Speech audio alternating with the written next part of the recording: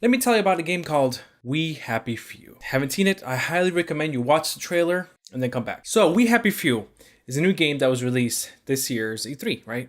I love it already. And I just get the biggest Bioshock vibes from this. And that's not a bad thing, okay? I'm not saying it's a ripoff or anything like that. Not even close. We Happy Few is an Xbox One and Windows exclusive game. It's a single player, first person survival horror game set in the futuristic dystopian town in England in 1964. And the city of Wellington, where the main character resides, began to use joy pills to control and fool the citizens and shield them from the harsh realities of their world. And to obviously corrupt them, control them, keeping them thinking that everything's okay when really it's not. And you basically play as a character who stops using the joy pill, who refuses to take the joy pill, and starts to defect from this Orwellian-like society. Those who don't take the joy pills are called downers, and those downers get mercilessly beaten to a pulp, as this guy says. Do you know what we call people who don't take their joy? Downers, Jason. And do you know what we do with downers? They give them a jolly good thrashing until they take their joy. That's what we do. Some of the fascinating aspects to We Happy Few that really got my attention was obviously the style and atmosphere. The game is very nice looking for an indie title, and it reminds me of, as I said, Bioshock, that has that Bioshock/Dishonored feel. Dystopian utopia where everything's corrupt and someone's abusing something or, something like that. I really like that. I don't know, I just really do like that because it's always interesting to see what if this happened or that happened. Obviously, I'm not saying this is realistic. Actually, it could be.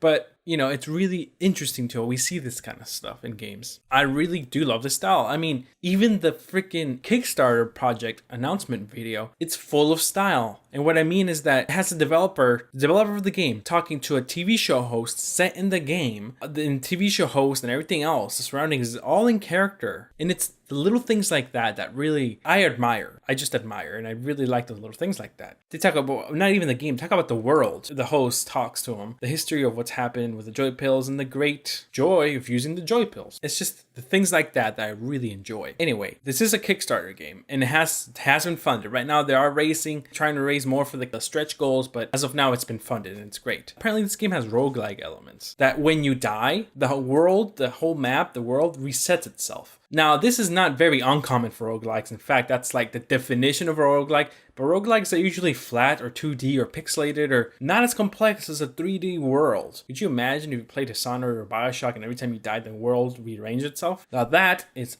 awesome. That is really unique. I've never seen or heard of a game as a first-person game that is roguelike to that point where permadeath resets the entire map. The effort that the indie developers have put in this game really shows. These indie developers are very passionate of their game, and it really does show. Reading up some of the features and mechanics the game has, it's really cool. So, like I said, you have the basic needs of thirst, hunger, and sleep, right? Basic human needs. You can be stealthy, you can conform to the society, and I don't know if that means cooperate with the people, take your joy or something, or you can combat them and fight.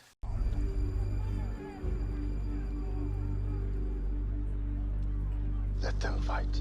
You can craft plenty of items, scavenge for weapons, tools, or even devices. And I'm just so fascinated by this, honestly. You know what? I'm probably going to end up buying this game, definitely. I'll probably end up kickstarting it, in fact. I'll buy it and review it. You can expect me to do that for sure. It's one of those games that I really just love. I just want to see how the crafting works, how all that stuff works in a first-person setting like that. It's really interesting. It's not multiplayer, so it's single player with story-heavy game. So I really wonder how the roguelike elements and crafting elements will work in a first-person action game. That's never been done before. But did you see that in the trailer? Oh, it's so creepy. I mean, the main character beats up what's supposed to be a piñata, right? But it's actually, once he starts whacking the piñata, blood comes out, and then you realize it's probably not a piñata, and it's actually a dead rat. A rat, if you will. And the people thinking that it's candy start eating it, and all the blood comes out. It's like, ugh, what the fuck? Shocking, twisted, and creepy. That's We Happy Few. The game is coming to early access on July 26, 2016, to Steam. And like I said, I will definitely review it once. If there's enough content in the early access version, I might review that, or I probably will wait for the full retail version.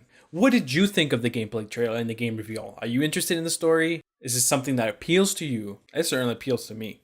Let me know in the comments below and I'll definitely reply. We can discuss, we can talk about the video, talk about the game, talk about anything. If you want to watch my E3 review of the Legend of Zelda Breath of the Wild presentation, you sure can. I'll talk about many things. I'll talk about Zelda, the game, my thoughts on it, even some Zelda theory crafting, which is probably bad, but you can still laugh at me on there. Go ahead. Or if you want to watch my Hand of Fate review, which I reviewed earlier this year, and it's a perfect video to put up right here because the sequel is coming soon. The sequel has been shown at DC3. So there's that if you want to enjoy that. So you can get excited for that. Trust me, it's a game worth getting excited for. Links to those videos will be up here and in the description below around my dome. If you like what you saw, hit that like button. And if you really loved what you saw, smash that subscribe button. Thank you all for watching. This is Randomjeanc, signing off.